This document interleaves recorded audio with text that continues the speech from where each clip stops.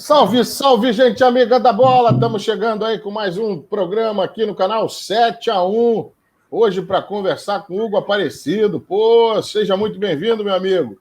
Pô, rapaz, aí já teve passagem pelo futebol mexicano, carioca, começou lá na Bahia, passou pelo futebol paulista também, vai contar um monte de coisa aí pra gente. E parece que essa resenha vai ser boa, hein? Seja bem-vindo, meu amigo. Obrigado, Renato. Obrigado a todos vocês do canal 7x1, Gustavo, Vitor, Luiz, Leonardo. Olha, cara, para mim é um prazer, ainda mais eu estando assim na Bahia e tendo uma passagem muito rápida pelo futebol carioca, estar conversando com vocês é um prazer, tá? Estou aqui, vamos agradecer a Deus primeiro a vida e estamos aí. Maravilha, maravilha, bacana. Ô, Léo, opa! Vai lá, passa a bola aí pro Hugo, faz a sua primeira pergunta e dá suas boas-vindas. Maravilha. Olá, seguidores. Olá, Hugo. Muito prazer. Obrigado aí pela sua honra de nos conceder entrevista. Vamos lá. Você, paulista, filho de baiano, teve uma passagem na base da Ponte, no Fluminense de Feira e uma quase passagem no futebol suíço, né? Antes de se transferir definitivo para o Vitória da Bahia. Conta essa história aí pra gente. Rapaz, olha, futebol, eu acredito que é a profissão que tem um maior número de seguidores, ou que mais pessoas tentam, é a carreira mais procurada do Brasil, né? Se nós pensarmos assim. Então, todo menino sonha em ser jogador, em ser um jogador profissional. E eu não era diferente. Eu morava na Ilha Solteira, lá na divisa com o Mato Grosso do Sul, e meu pai se mudou para Campinas. Eu comecei jogando lá na Ilha Solteira. E depois meu pai se mudou para Campinas, e eu comecei a jogar na Ponte Preta, mas depois, aquele negócio, eu era muito franzino. Aí me disseram, depois de 4 anos lá, me disseram que eu não podia ser profissional, que eu era muito franzino, me mandaram embora. 2 anos depois eu vim para o Fluminense de Feira, e aí comecei no Fluminense de Feira de baixo, os juniores, com 18 anos, aí com 19 já estava no profissional, e aí fomos indo. E de lá, do Fluminense de Feira, eu tive a oportunidade de ir para o time lá na Suíça, mas, infelizmente, a gente ainda não entendia no futebol brasileiro esse tema de abertura de inscrição e fechamento, que aqui era livre. Então eu cheguei lá, o Fluminense estava nas finais do Campeonato Baiano, e o diretor quis que eu disputasse as finais do Campeonato Baiano. Então lá já ia fechar as inscrições, já era para eu ficar lá. O pessoal, não, fica aí logo. Mas eu fui também instruído para não assinar nenhum papel lá na Suíça, porque era em inglês e tal, o contrato. Então eu não assinei, era para eu ter assinado logo e ter ficado lá, cara. Porra, você está na Suíça. O treinador era o Otmar Hitzfeld, que depois foi para o Bayern de Munique, foi campeão da Champions com o Bayern de Munique. E eu voltar de novo para o Fluminense de Feira para treinar no campo de terra, pô, foi uma coisa assim, bem difícil. Mas aí não deu certo a transferência, e o Vitória, havia assim houve assim, até um namoro com o Bahia, assim, nos bastidores, né, entre os dirigentes, mas o Vitória chegou e me trouxe, e eu vim contente, e graças a Deus fiz história aqui no Rubro Negro. Bacana, começo legal. Vai, Gustavo!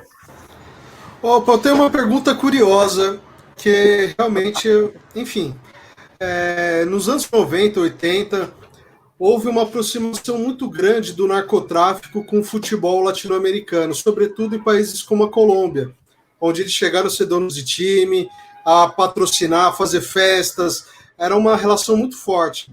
E o México sofreu um problema muito forte também com o crescimento do narcotráfico, com vários cartéis dominando várias áreas e algumas proximidades com alguns clubes. Você chegou a jogar no México nesse momento, onde cartéis eram próximos de clubes? Como que era a relação na época? Eles faziam festas para os jogadores mesmo? Tinham algumas cobranças? Porque na Colômbia chegava até a matar jogador em algumas situações. Como que era isso no México? Olha, é uma situação social muito difícil de ser vivida, o que o povo mexicano vive, tá? porque, na verdade, o tráfico não tem coração.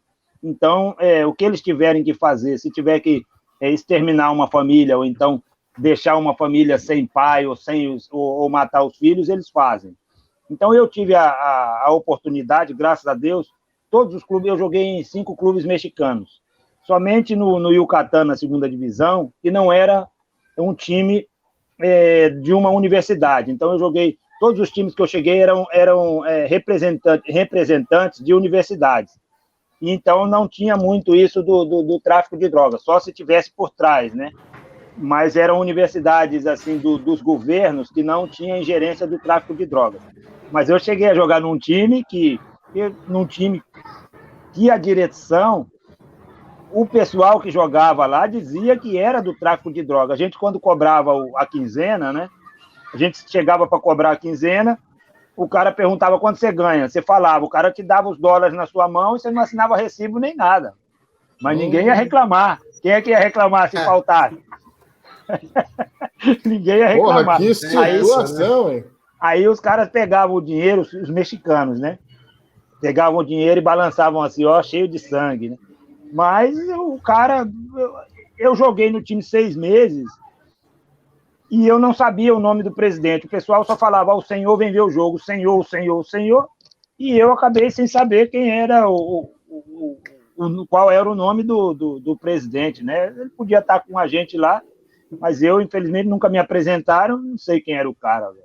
Mas existe, olha, existe e é uma situação que vai além do controle que as autoridades possam ter. É algo bem complicado mesmo, lidar com a situação Complicadíssimo, dessa. cara. Imagino como é que isso não esteja enraizado na própria sociedade mexicana, né, que convive. Isso é uma realidade, cara. Isso é uma realidade. É difícil. Eu comentava muito, já falando da parte social, eu comentava muito com os outros brasileiros que chegavam lá para jogar, porque o México é o seguinte, cara, que é muito difícil você estar andando até na cidade do México, que é a maior da América Latina, e o cara vir e dar o bote no seu cordão de ouro. Não, cara. Eu morei em Guadalajara, era difícil ver um roubo. Eu morei em Monterrey, e o Monterrey, quando eu estava lá, era uma cidade de 4 milhões de habitantes, nunca tinha tido um assalto a banco. Então, no México, o problema é lá em cima, é entre os narcos, lá em cima, os caras fera. Aqui embaixo não tem esse negócio de... Exato, não tem esse negócio do cara da boca de fumo ou da esquina que manda no local. Não, pô, o negócio é lá em cima, tá entendendo? Mas nós estamos aqui para falar de futebol, vamos lá. Exatamente. Vamos deixar essa complicação aí para o passado. Deixa para lá. Luiz, vamos lá. Segue com você, querido. Hugo, é um prazer falar com você, seja bem-vindo. A minha pergunta é a seguinte, você teve em 96 uma passagem pelo Botafogo. Sim. E aí eu queria saber como é que foi essa passagem, com quem você jogou, foi uma passagem tranquila? Isso que eu gostaria de saber. Olha, na parte de relacionamento foi uma passagem tranquila. É muito difícil quando você chega num clube que terminou de ser campeão, porque você chegou no clube que estava no ápice. Então, para manter esse ápice, você tem que contratar jogadores, você tem que manter uma estrutura ou melhorar a sua estrutura, você tem que pagar os salários em dia, você tem que manter o clube, os jogadores que foram campeões motivados. E isso, infelizmente, não aconteceu, não acontecia. E então, eu cheguei no time que tinha saído do time campeão brasileiro, tinha saído o Donizete e saiu o Sérgio Manuel, que o restante eram os mesmos, né? Porque era o Wagner, claro, né? Que eles fizeram um grupo grande porque ia disputar 4 competições. Então, o time titular era o Wagner, o lateral direito, me esqueci o nome do lateral direito, muito bom, que foi o campeão brasileiro. Luiz Carlos Goiano. Wilson Goiano, Gotardo, Gonçalves e Jefferson, o Jamir, né? E tinha saído o Leandro também. Então o Jamir entrou no lugar do Jamir, o Moisés, depois chegou o Idemar, o Beto, né? E na frente ainda era o Bentinho, o Mauricinho, o Bentinho e o Túlio, pô. Tá entendendo? Então era um time bom. Eu me senti muito satisfeito e aprendi muito, porque você chega num clube desse nível e os caras já são campeões, então você tem que se adaptar ao estilo do Botafogo. Então, eu já tinha 30 anos, então eu tinha que correr. Eu joguei mais para o time do que para mim. Tanto que quando o pessoal, os feras, né, o time titular, no Campeonato Carioca, eles não jogavam. O Túlio não entrava, o Gonçalves não ia, o Gotardo não ia. Então, esse pessoal não ia no Campeonato Carioca, não ia na Copa do Brasil. E aí ia, assim, o segundo time, por assim dizer. E eu estava aí, eu estava ou no banco do time principal, aí eu ficava no banco do time principal e jogava no bancozinho. E aí, quando ia para o Campeonato Brasileiro, eu estava na Copa do Brasil, eu estava no banco, ou na Libertadores, eu estava no banco, mas eu ia em casa, trocava a camisa e voltava, pô. Eu não tinha tempo. Eu estava sempre, né, ou jogando, ou no banco, eu estava sempre, só chegava em casa, jogava roupa suja, pegava limpa e voltava para a concentração. Mas foi uma passagem, assim, muito legal, eu aprendi muito, e é o que eu estou dizendo, você tem que manter a estrutura, e o Botafogo não tinha estrutura. O Botafogo foi campeão porque dentro do campo as coisas deram muito certo, mas o Botafogo não tinha estrutura, os salários não eram pagos em dia, nós tivemos várias reuniões com o Gotardo cobrando muito o Montenegro, né, chegando a bater boca, né, porque, só para você ter uma ideia, eu fiquei 6 meses no Rio e eu cobrei um salário, né. Claro que depois você tem que buscar na justiça, mas eu não tenho nenhuma palavra negativa para falar da minha passagem no Botafogo. Eu agradeço muito. Vamos lá. Primeiro, bem-vindo, Hugo. Obrigado pela participação aí. Então. A minha pergunta volta, né, lá para a sua passagem no México, mas envolve mais a parte da torcida, né? A gente vê aqui no Brasil, principalmente quando os times não estão bem, torcidas fazendo protestos fortes, pressionando. A gente viu recentemente, né, a torcida do Corinthians atacando os jogadores e a comissão no aeroporto. Eu queria saber como que é a torcida no México, assim, ela tem essa característica de pressionar, ela é uma torcida mais tranquila, eles são mais puxados para a agressividade, como que é a torcida do futebol mexicano? Não, ao contrário, a torcida no futebol mexicano é assim, é bem tranquila, cara, é bem tranquila, o pessoal vai para assistir o jogo, é difícil, até quem está acostumado a uma torcida organizada, a sentir os gritos, a ouvir os gritos da torcida organizada, aquele incentivo todo que tem aqui no Brasil, não, lá o cara senta, dá 2 gritos lá durante o jogo, se o time estiver bem, né, aí grita, apoia o time 2 vezes, senta e assiste o jogo, só isso, só assiste o jogo. Então eles vão para se divertir, na verdade, levam a família e vão para se divertir. Então quantos jogos a gente perdia e você saía, aí você vai sair no meio da torcida, o cara, não, na outra dá. Você ficava até meio pé da vida, né, porque você quer ganhar e perde. Aí o torcedor falando, não, na outra dá. Então há uma diferença muito grande, que lá a gente não tinha nenhuma pressão. Até porque o time que tem a torcida mais... É o que tem a maior torcida do mundo, né? A maior torcida do mundo, na frente da do Flamengo, é o Chivas Guadalajara, né? Porque a metade da população mexicana torce pro Chivas, né?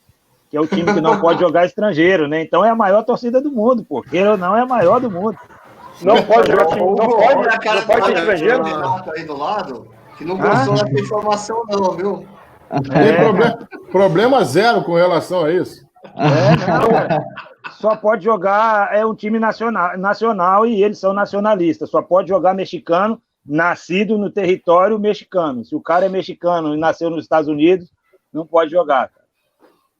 Porra, mas curioso. Mas a turma pode ir lá nos Estados Unidos beliscar $1, né? Agora jogar no time eles não deixam, né? Rapaz, você nem sabe. É um time que ganha muito dinheiro jogando nos Estados Unidos, porque os mexicanos, os salvadorenhos, os costarricense, os caras vão lá, os costarriquenhos, né, pra gente, em espanhol costarricense. Então eles vão para ver o jogo de um time latino. Então o Ativas vai jogar, vai fazer um amistoso com o Los Angeles Galaxy e fatura em dólar. A torcida tá cheia de mexicano, pô. Então A minha pergunta segue nessa linha, Hugo, porque é o seguinte, a gente sempre viu, e pelo que você está comentando aí, a tua primeira passagem no futebol mexicano foi em que ano? Eu cheguei no México em 90. Em 90. Exato. Eu saí do Vitória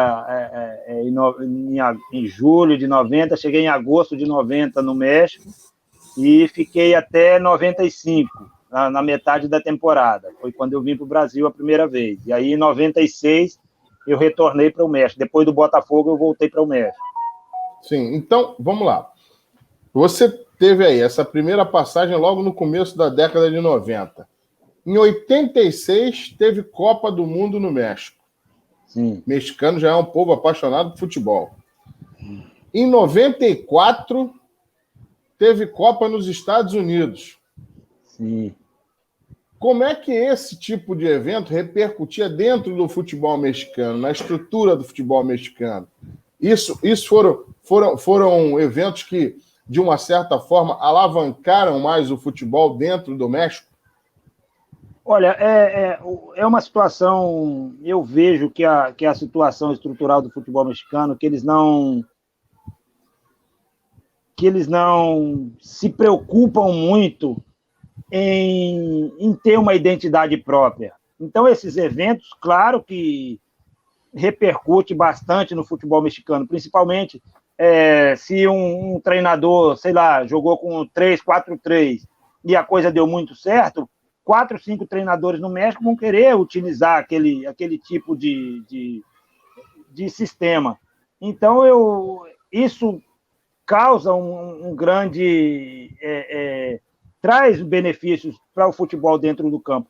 Mas seria melhor se eles quisessem acompanhar também a estrutura do futebol de outros países, né? Porque você nunca ouviu falar que um treinador mexicano veio no Brasil fazer um estágio. Eles são bem orgulhosos nesse aspecto.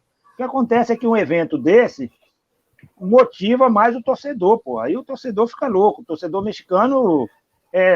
você chega em Guadalajara, quando vocês tiverem a oportunidade de chegar em Guadalajara, principalmente, falar que é brasileiro, o motorista do táxi, ele vai cobrar a corrida, mas o cara já quer te dar um abraço, pô, você é brasileiro. Aí o cara já começa a falar Pelé, Tostão, Jairzinho, tá entendendo? Porque os brasileiros fechavam Guadalajara. No tempo dos jogos da Copa do Mundo de 90 e de 86, eles fechavam a cidade, pô, coisa que o mexicano não faz, o brasileiro ia lá, fechava a rua e fazia o carnaval. E o mexicano participava, então eles ficavam maravilhados com isso. Então, esses eventos trazem muita coisa boa para fora do estádio, principalmente a empolgação dos torcedores, mas ainda eu acredito que falta uma integração maior do futebol mexicano com o futebol latino. Eles querem aprender, mas querem aprender do futebol italiano, querem aprender do futebol alemão, querem aprender do futebol inglês. Pô, nós somos latinos, cara. O cara lá nasceu tomando iogurte e comendo presunto. A gente não, a gente come pão com manteiga, meu irmão. Quando a gente tá... É isso, pô. É isso aí. Então, o cara come bacon, come ovo. Não, a gente não come isso. Então, o cara lá tem 1,90 m, nós temos 1,70 m. A gente gosta da ginga, o cara é mais sério. Então, eu acredito que o futebol mexicano, para melhorar, precisaria que eles olhassem mais para o futebol brasileiro sem orgulho, porque o cara olha... Quem gosta do brasileiro, vou falar isso aqui, depois eu vou até convidar meus amigos mexicanos para olharem isso. Quem gosta do legal, muito bom. 7-1 no México aí, ó. Arriba! E eles não vão gostar disso que eu vou falar, não, porque quem gosta de brasileiro é o povo mexicano. O povo mexicano, as mulheres mexicanas gostam muito de brasileiro. Agora, os jogadores não, eles têm ciúme de brasileiro. Porque eles acham que o brasileiro ganha mais. Eu acho que pelo que joga, o brasileiro ganha menos. Muito bom. Sensacional essa. Depois eu tenho uma outra perguntinha para você, já que você teve uma passagem aqui no Botafogo, que é para a gente fechar o programa aí. Vamos ver se você tem alguma boa recordação. Enquanto isso, antes, Léo, de eu te passar aí para a segunda rodada de perguntas, eu queria convidar nosso amigo seguidor, nosso amigo internauta, para dar uma olhada nesse recadinho aí do Grupo Garra, que vem fazendo um trabalho muito interessante aí na proteção aos animais, no resgate, e fica de olho aí, porque é um trabalho muito bacana.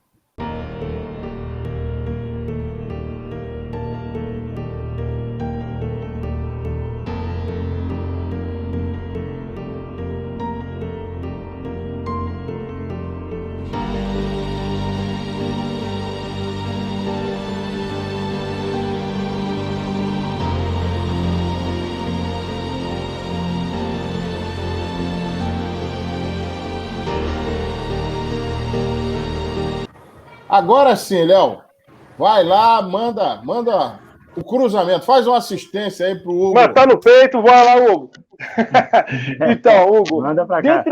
dentre os clubes mexicanos, ao longo da sua carreira, 11 anos você atuou no México, qual foi, digamos assim, o clube ou os clubes nos quais você teve, assim, digamos assim, melhor performance em campo, em termos de título?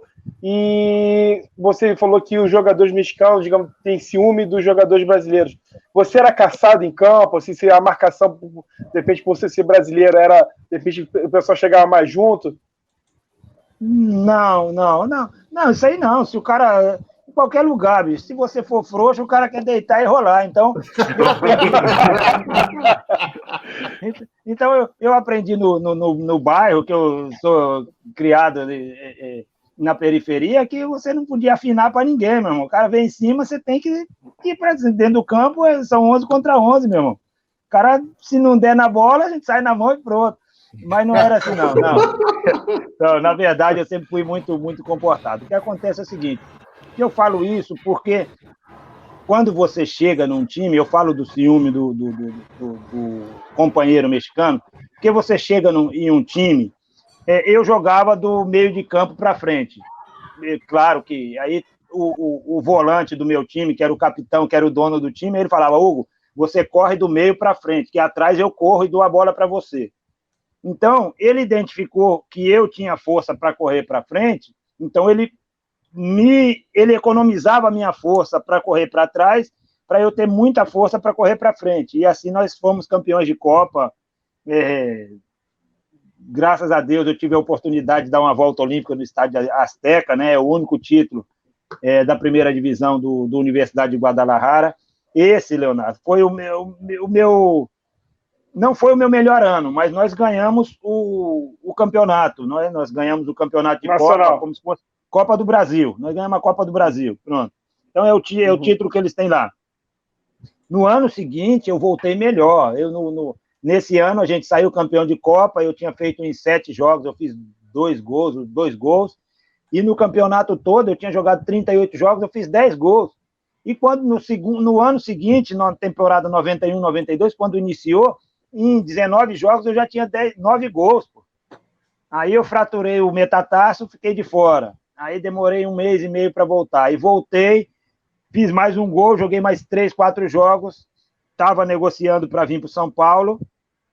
E aí, nesse tempo, eu estava bem demais, mas eu entrei no campo para jogar e com 10 minutos, no intervalo dessa negociação, que o presidente não queria vender, o diretor não queria vender, o treinador não queria, mas eu queria, era a minha oportunidade de jogar no São Paulo, que foi campeão do mundo, e São Paulo do Miller, São Paulo do Silas, esse São Paulo fera aí de 91. E então, eu estava negociando, né, com o São Paulo, mas eu entrei no campo para jogar e machuquei, ligamento cruzado e menisco. E aí você já fica na sua, bom, aqui é o meu lugar, deixa eu cuidar, né? Mas aí no México, na Universidade de Guadalajara, foi o meu, assim, foi o meu ápice, né? Exato, foi o ápice, porque eu já saí do Vitória aqui, eu já estava bem, em 90 eu estava bem, né? inclusive tive para ir para o Flamengo, mas não saiu a negociação aqui porque o Flamengo não é esse Flamengo de hoje, não tinha esse dinheiro de hoje, né? Então, o Flamengo queria. Não, continua sendo o Flamengo. O Flamengo queria trocar jogadores, e o Vitória precisa de dinheiro. O Vitória sempre vendeu o jogador para ter dinheiro em caixa para pagar os salários, né? E então não saiu a negociação. Mas eu costumava falar uma coisa, que eu me diverti muito em dois clubes. O primeiro clube que eu joguei, que foi o Fluminense de Feira, porque eu não sabia até onde eu ia chegar, já tinha cumprido meu sonho de ser jogador profissional, já tinha assinado o contrato profissional, que era meu sonho de garoto, então eu não sabia onde ia chegar, eu jogava feliz da vida. E o outro foi no Yucatán, quando eu já estava para terminar o jogo, eu sabia que eu não ia ficar rico, aí eu dava caneta, dava chapéu, aí o treinador falava, isso aí, pronto. Bacana. Foi massa, pô, foi bom. Vai, Gustavo. Hugo, eu tô achando muito interessante quando você fala do México e algumas análises, né? Ou seja, o jogador muito mais vigor físico do que técnica, do que ginga, né? Apesar de ser um futebol de bom nível. Acho que toda aquela ginga eles deixam para dançar e na hora do jogo é muito mais força, né? Só que você falou também da questão dos treinadores, que eles buscam referências na Itália, que é um futebol mais defensivo, e na Alemanha, que é uma escola ofensiva. Né? O que predomina no futebol mexicano? Como que são os treinamentos? Como que se comportam os treinadores? Qual que é a diferença deles para o Brasil? Eles são muito mais realmente voltados para esquemas táticos, posicionamento de jogador, jogada ensaiada, mais ofensivo, defensivo. Para onde que pende o futebol mexicano? Pelo menos na época que você jogou. Não, na minha época não, até hoje. O treinador mexicano, a diferença é o seguinte, sabe? Eu fui treinador e eu acredito que você só tem que municiar o jogador, você tem que ensinar o caminho que pode chegar na vitória. Nem sempre você chega, mas é isso. E quem ganha o jogo são os jogadores, porque você não diz ao jogador a hora que ele vai driblar, você não diz ao jogador a hora que ele vai chutar, tá entendendo? Então, o treinador mexicano, ele gosta ainda de ser o protagonista. Quem ganha o jogo são os jogadores, mas ele gosta de que seja o esquema dele, que o jogador participe no esquema dele. Então, o que eu estou dizendo é que eles que eles deveriam olhar mais para o futebol brasileiro, é que raras vezes você vê um treinador brasileiro no futebol mexicano. Muito raro. E quando você vai buscar uma referência, você vai buscar a referência dos melhores. Qual é o melhor futebol do mundo? Embora nós não nos últimos anos não provamos isso, mas os números não mentem. Nós temos 5 títulos, então o melhor ainda somos nós. Tá? Então, eu acredito que eles deveriam... Eu vou ver o que é que o brasileiro tem. Então, você não vê, como eu disse, você não vê um preparador físico no México para chegar no Santos, para olhar a estrutura do Santos, do Atlético Mineiro, do Cruzeiro. Você não vê. Para ver os trabalhos que se faz no futebol brasileiro hoje na parte física, na parte de medicina esportiva. Então, você não vê esse intercâmbio. Tá? Então, eles deveriam vir, eles, de repente, vão fazer o intercâmbio na Itália, porque é mais charmoso você ir para a Itália do que vir para o Brasil. Mas eu acredito que o Brasil teria muito mais para ensinar para o mexicano do que a Itália, até porque a nossa cultura é muito parecida, cultura de ser humano, cultura esportiva, tá? É muito parecida, cara. Então eles deveriam vir aqui. Só pegando carona nisso que o Gustavo está falando e na sua resposta também.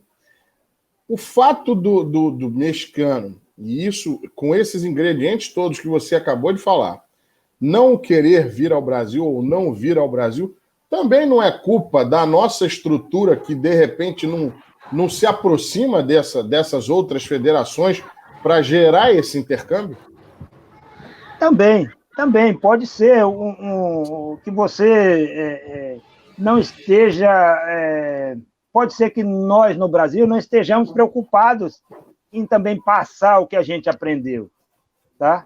Porque, como eu estava dizendo, na pergunta que o Gustavo fez, o que acontece? Que o jogador mexicano, se eu era um jogador, eu era o número 10, eu era o responsável por fazer as jogadas da minha equipe, as jogadas ofensivas. Então, eu preciso Eu não posso correr 100% defensivamente e 100% ofensivamente, certo?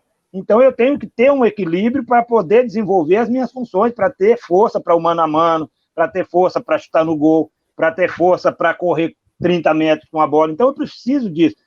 Então, o mexicano e o treinador mexicano, ele quer que mesmo o cara sendo o número 10, ele corra igual o lateral direito.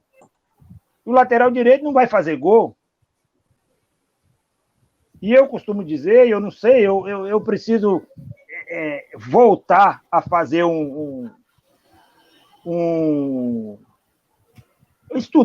voltar a estudar esses cursos aí da CBF, porque eu gostaria de debater que hoje todo mundo quer que o atacante marque o zagueiro. Eu acredito que isso é uma coisa que não vem ao caso, cara, porque quantos zagueiros no mundo você vê que tem a possibilidade, passando do meio de campo, que ele consiga enxergar o jogo.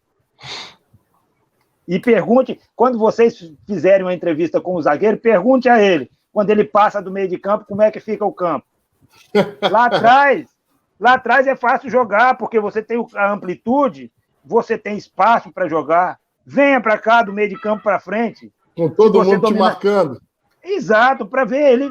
Nem o Van Dijk do Liverpool não se sai bem do meio de campo para frente.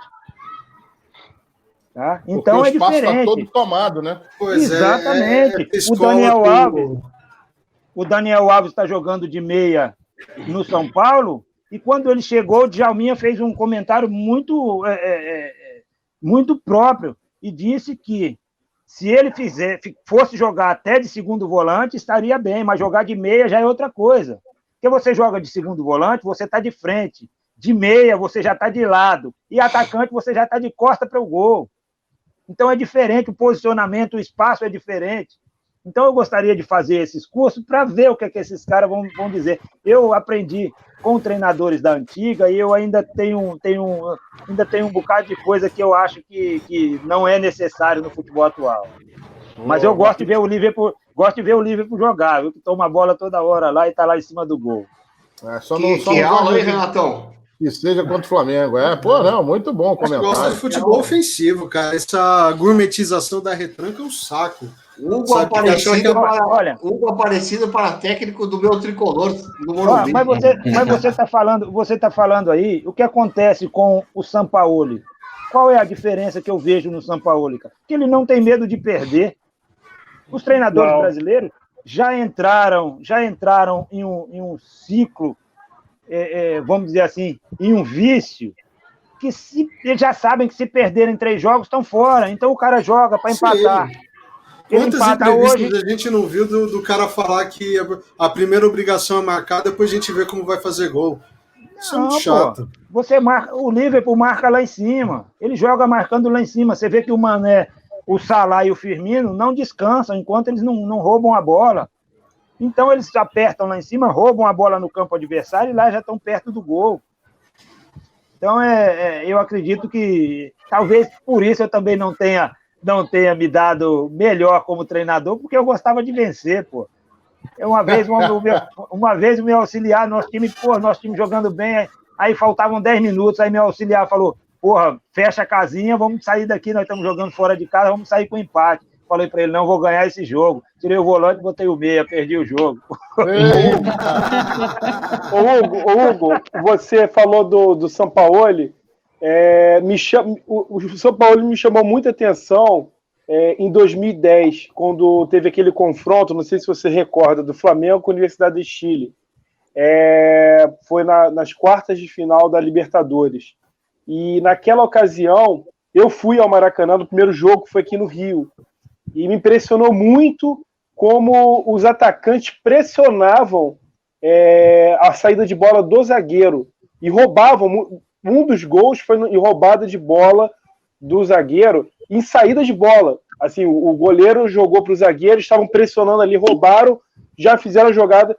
Tanto é que o Vargas, que é aquele atacante acho que está na Europa hoje, ele está no Tigres do México. Está no Tigres. Ele era incansável, era assim, o tempo todo, e me chamou muita atenção a forma ofensiva como aquele time jogava. Assim, o Flamengo foi eliminado, infelizmente, né, teve a chance de passar numa jogada final lá, enfim, lá no Chile, o Flamengo perdeu a última jogada que poderia ter classificado.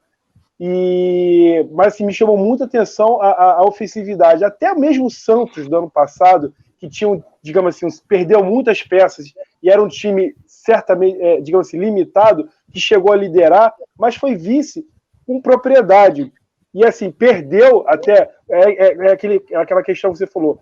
Perder alguns jogos, porque ele não tinha medo de perder. Testou, perdeu acho que do Ituano ano passado de 5-0. Foi num teste fazendo isso, mas faz parte. E ele provou que tá aqui, a mesma coisa foi no Atlético Mineiro. Ele meio que patinou, agora está engrenando.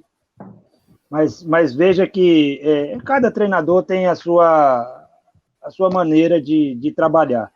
E você veja que o Ricardo Oliveira era o artilheiro do Atlético Mineiro. Mas o Sampaoli, não, ele preteriu o Ricardo Oliveira para ter um jogador com maior mobilidade. Por quê? Justamente para ele ter esse jogador com mobilidade para apertar e roubar a bola lá na frente, né? Então, uma das coisas que eu acho é isso, né? Que o treinador brasileiro, ele ainda... Não, a cultura que o dirigente brasileiro tem é prejudicial para os treinadores e para o futebol. Porque o presidente, ele tira o dele da reta e ele bota o treinador. Então, ele só faz... o treinador é o bode expiatório. Então, a torcida começou a gritar, eu quero ficar bem com a torcida. Então, ele bota o treinador, tira o dele da reta, não, a culpa é o treinador. Às vezes, ele não deu jogadores, não deu subsídios para esse treinador. Então, é uma cultura que já aconteceu. Por quê? Porque hoje, infelizmente, eu digo isso a vocês, o treinador hoje se prepara, o preparador físico se atualiza, o diretor de futebol vai fazer curso também, mas o presidente são os torcedores que viram sócio e viram presidente. Que atualização tem esses Ou seja, se o presidente não presta, o clube vai para o vinagre, né? Exato. Ali é uma posição em que o cara quer buscar o status. Quantos são profissionais? Quantos fizeram o seu estágio no futebol? Às vezes o cara tem uma empresa, mas não é a mesma coisa que dirigir o futebol, que são seres humanos e está tratando com a paixão que é o futebol, que se joga com os pés e que não tem lógica. É isso mesmo. Então, você vê no basquete, o cara lá monta o timão dele e tal, né? O administrador de empresa, mas ele bota sempre o manager, é um cara que jogou para saber quem vai contratar. Às vezes o presidente, às vezes não. Hoje os caras estão contratando aí para ganhar dinheiro também. Vamos falar a verdade? Né? Ô, Luiz, já que você começou a campanha do Hugo Aparecido aí para técnico do São Paulo, continua aí o seu merchandising. E diante disso que ele falou, meu irmão, sei não, hein? O negócio é bom. Vai botar o São Paulo para jogar arrepiando aí. Então, aí eu fiquei assim, eu fico analisando o que o Hugo tá falando, e aí eu pensando o seguinte, né? O Hugo hoje é comentarista de futebol comentarista de futebol. Isso. Eu ainda não ouvi... Ô Luiz, eu acho que você não tinha chegado ainda no papo. Ele disse que vai falar do 7-1 lá na rádio e a gente vai ficar de olho nisso também. Pode ficar esperto aí. Então, não tinha pego isso. Então, eu queria saber como é que foi essa virada, como é que você foi se tornar comentarista e qual a maior reclamação sua com um time ou com um jogador que você estava narrando naquele momento um jogo?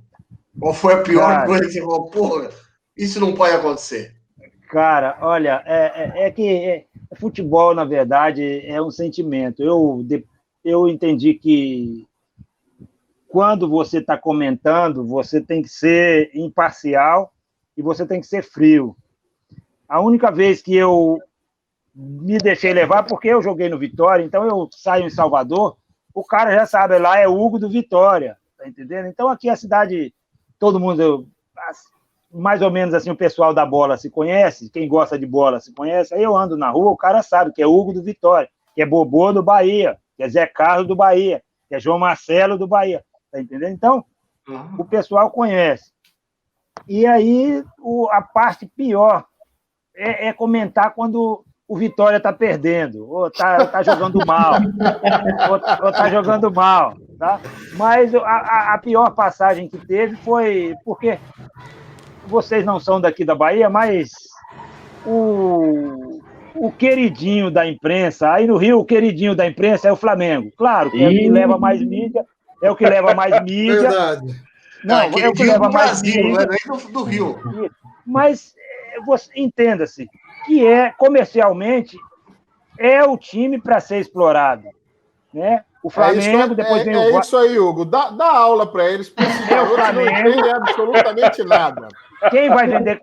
Se você tem 30, 40 milhões de seguidores, você vai vender mais produto para esses seguidores, né? E então, depois vem o Vasco, depois vem, até pela experiência que eu tive no Rio, a gente abre o jornal, então tem 2 páginas do Flamengo, uma do Vasco e outra para Fluminense e Botafogo, uma dividida para Fluminense e Botafogo. Então, essa é a proporção. Então, aqui na Bahia, é o Bahia que é o queridinho. Não importa, se o Vitória fizer um jogo bom, ganhou, o Vitória ganhou.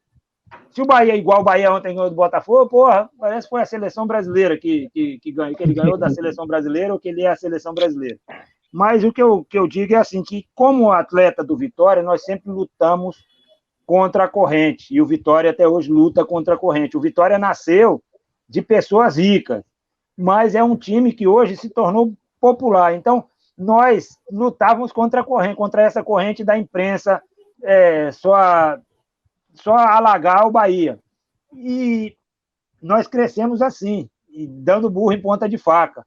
E aí um dia eu fui ver um jogo e o Vitória, foram 2 expulsos do Vitória, 2 expulsos do Bahia, e aí eu não sei naquela situação quem pediu para o time sair de campo, mas aí o Vitória saiu do campo e o jogo foi para o tribunal e depois o Bahia ganhou os pontos. Foi uma coisa que me machucou, porque não é o Vitória que a gente construiu, não é o Vitória que a gente brigou lá dentro do campo contra tudo, contra essas coisas todas, né? Contra a imprensa, contra, às vezes, até fatos não, notícias que não eram verdade. Então, quando o Vitória saiu do campo, machucou bastante, e essa foi a pior parte de estar comentando um jogo do Vitória e acontecer um negócio desse. Hoje não, agora deixar o coração em casa, a gente vai de boa. Mas no começo fica difícil, né, Hugo? Fica difícil, cara. Não, o coração dele é São Paulino, que eu tô sabendo. Aqui, ó. Olha o recado, ó. Olha, o menino, a proporção aí no Rio, quando o menino nasce, quando ele tá com uns 7 anos, a proporção dele, eu acredito que 5 se tornam flamenguistas, 3 vascaínos, 1 fluminense e 1 Botafogo, certo? Em São Paulo é mais ou menos a mesma coisa. Pode ser até mais. Em São Paulo é a mesma coisa. Só que eu, lá no interior de São Paulo, eu era corintiano, pô. Eu vi o Corinthians ser campeão paulista em 77, cara. O gol do Basílio... Essa é boa, hein? O gol do Basílio até hoje me arrepia. O gol do Basílio, para mim, tem mais importância que o gol do Guerreiro no Campeonato Mundial, pô. Aproveitando, deixa eu fazer uma perguntinha. Isso mostra, rapidinho, Luiz, isso mostra que muita gente hoje não dá a devida importância, a real importância que o campeonato estadual tinha na época, não era, Hugo? Rapaz, olha, eu acredito o seguinte, que o campeonato estadual não pode acabar. Eu acredito que deve haver maneira de se continuar com esse campeonato estadual. É claro que hoje quem manda o futebol hoje é um entretenimento e o campeonato estadual não é um entretenimento tão atrativo. Mas eu acredito que o trabalho hoje seria tornar o campeonato estadual atrativo. Quando os clubes falam, eu vou jogar com o time B no campeonato estadual. Se eu sou o patrocinador, se eu sou investidor naquele clube, eu também só pago a metade, meu irmão. Isso aí. O cara começa o campeonato, eu vou botar o meu time B no campeonato brasileiro. Eu também vou te pagar a cota B, meu irmão. Tá entendendo? Então, você tem que botar o seu time A. E o cara fala, pô, a torcida não vai ver o jogo. Você vai botar o seu time dos moleques lá, você não sabe quem tá jogando, você tirou o Diego, você tirou o Arrascaeta, você tirou o Gabigol, e aí você quer que o cara vá ver o Flamengo, que vai jogar os meninos lá de 19 anos, você ainda não conhece? Agora o Flamengo pode... Pô. O Flamengo tá podendo até botar o Sub-15 que a gente que tá levando. Então, aqui, né? Hugo, sobrou, Renato. Deixa eu cortar todo mundo, deixa eu fazer mais uma perguntinha. Não, fala, vai, Luiz. Zé Maria ou Basílio? Quem? Zé Maria ou Basílio? Cara, o Super Zé com aquela camisa cheia de sangue, né, velho? Rapaz, não, mas era assim. Eram os dois, né? Todo aquele time, eu gostava muito do Vladimir também, cara. Depois, ainda para completar, depois o Sócrates foi pro Corinthians. Depois, para completar, o Ronaldo Fenômeno foi pro Corinthians. E para completar, o Rivelino saiu da base do Corinthians. Cara, rapaz, é muita coisa boa.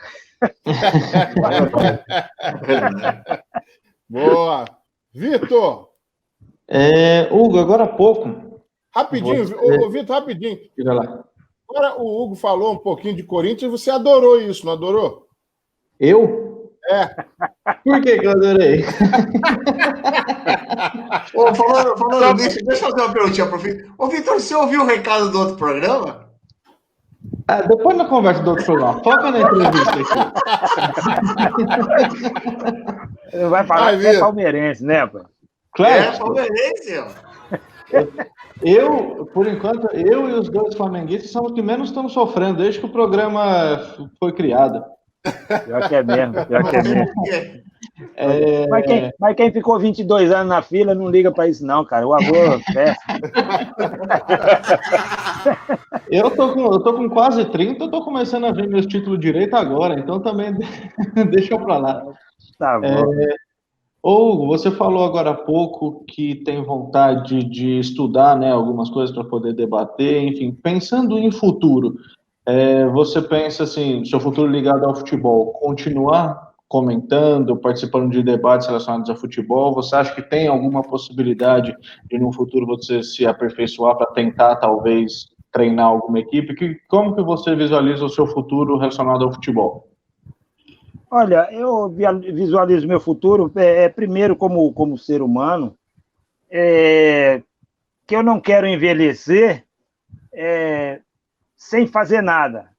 E então eu estou no 5º semestre de administração de empresas, já pensando de mais para diante, eu poder ser um gerente de futebol, um coordenador de futebol, entendeu? Um diretor de futebol, mas com conhecimento científico para você não juntar o tempo vivido com o conhecimento para poder contribuir com alguma coisa. Eu acredito que eu posso contribuir ainda com alguma coisa. Então, é para isso que eu estudo e isso que eu visualizo. Agora, ser treinador é uma diversão, cara. Apesar de você acordar no meio da noite, vai rabiscar os esquemas lá, você vai... Pô, então, é uma coisa legal, cara. É uma coisa legal, porque é um jogo de xadrez que você tem que vencer o enxadrista que está do outro lado. Eu sempre encarei assim, cara. E aí, quando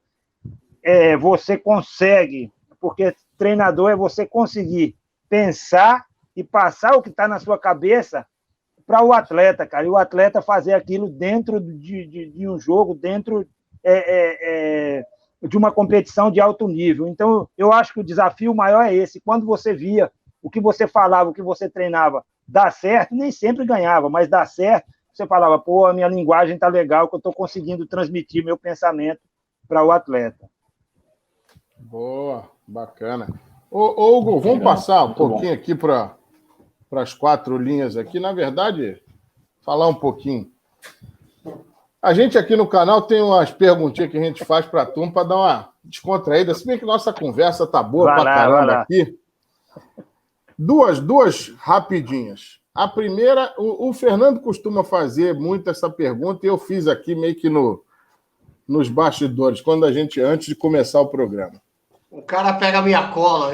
O camarada, você tá lá, quem era o cara que era o mais resenha aí? Quem era o mais... O brincalhão da turma, dos grupos que você participou?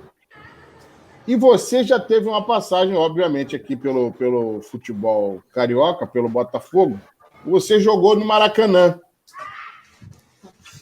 E tem uma lenda aqui que a gente até agora não conseguiu descobrir.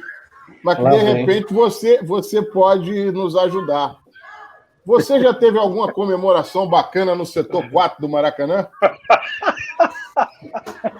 Eu nem conheço, cara, esse setor. Eu nem conheço esse setor, não sei do que está falando, cara. Ó, rapaz, eu vou te falar uma coisa, essa risada não conheceu ninguém. Só conheço esse retângulo verde aí, o resto não sei mais nada, cara. Muito bom. Eu acho que tem um pacto, né, entre a galera do Rio de Janeiro dessa época que ninguém abre o jogo pra gente. Olha, os únicos que vão contar é o Ronaldinho e o Renato Gaúcho. Esses caras contam. Pô, pergunta pra eles, cara. Esses caras aí têm força pra falar. Esses aí têm moral pra falar. E quem era o mais resenha, então? Pô, o mais resenha era o Pirata, pô. O mais resenha era o Pirata. Ele é treinador aí. Eu chamava, perdão se ele ouvir isso aqui, Emanuel Sacramento. Foi treinador aí do Tigres, é treinador por aí pelo Rio de Janeiro, por esses times da segunda, os times aí, não sei se ele já passou pelo Bangu, mas aí pela Baixada ele treina bastante time. E o Pirata, o Donizete também gostava muito de resenha. Pô, Donizete, o cara parece que não dorme, pô. O cara queria toda hora tá fazendo resenha, toda hora, pô, velho, vamos dormir, o cara queria fazer resenha. Mas tem muita gente, cara, tem cara que você nem imagina, o cara é só resenha. Então não precisa, então vamos lá, a gente já está caminhando para o final aí do programa, não precisa dizer o nome do santo, mas diz aí um milagre que aconteceu nessas resenhas aí. Rapaz, um milagre? Pô, eu tava no Botafogo e aí meu companheiro de quarto era um fera, mas falou assim, ó, Hugo, deixa a porta aberta aí que já eu venho. E eu só tô vendo no telefone, o cara, né? Aí o cara ligava lá pro cara lá do hotel. Pô, velho, já botou as flores no quarto? Pô, velho, já levou o champanhe, né? E ele, pô, eu só, né, ali na minha cama, ouvindo o cara falar aquilo. Tá bom. Aí quando dá umas 10h30, depois do lanche e tal, todo mundo, cada um vai pro seu quarto, aí ele, Hugo, deixa a porta aberta aí que daqui a pouco eu chego. Pô, eu acordei, nós saímos pro treino e a porta continuou aberta, que ele não chegou, não. Bom, pelo menos as flores de champanhe não eram pro quarto, né?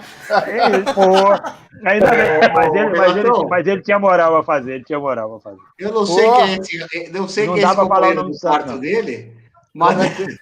Como é que é, Luiz? O companheiro do quarto dele vai estar cheirando o César maluco, né? Que aí... Não, o cara não tinha nada de maluco, pô, mas ele tinha crédito para fazer isso. Pô, é que o César Botafogo, Hotel Flórida, aí no Botafogo. Eita, fé, ó. Vamos fazer uma matéria investigativa lá no Hotel Flórida, onde era a concentração do Botafogo.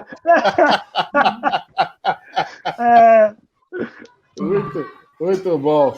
Pessoal, ó, estamos chegando aqui, agradecendo a presença do Hugo Aparecido com a gente. Estamos chegando ao final de mais um programa 7x1. Hugo, que resenha bacana, porra, risada legal, porra, simpático pra caramba aí. Obrigado pela sua presença. E, porra, quando puder, volte aí para conversar um pouco mais com a gente. Semana que vem já está aí de novo. Vou seguir o canal. Gustavo, um abraço, muito obrigado. Luiz, valeu, obrigado. Hugo. Vitão, obrigado, valeu, seu Palmeiras. Léo, valeu, Léo. E a você, Renato, muito obrigado. Quero as pessoas que nos assistirem aí, deixar um abraço e dizer que a vida é bela. A gente está aprendendo muito com essa pandemia, aprendendo a valorizar cada minuto, né? Enquanto a gente está aqui, vamos valorizar, tá bom? Um abraço a vocês, Deus abençoe. 7-1 nele. Isso aí. Vou fazer a pergunta: tá ganhando ou tá perdendo de 7-1? Tô ganhando, você é louco, cara? Eu tenho um Deus que mesmo que eu tomar o primeiro gol, eu vou em cima para fazer o 7. Tá certo. Boa. Valeu? Um abraço. Valeu. Tudo de bom pra você, obrigadão, velho. aquele abraço para você. Pessoal, ó, estamos chegando aí ao final e trazendo aí mais gente da bola para conversar com a gente. Vem fazer esse bate-papo com a gente, dá seu like, se inscreve no canal aí, comenta, compartilha. Tamo junto e até o próximo programa. Pessoal, aquele abraço. Valeu. Sucesso, 7-1, sucesso. Oh, oh, oh.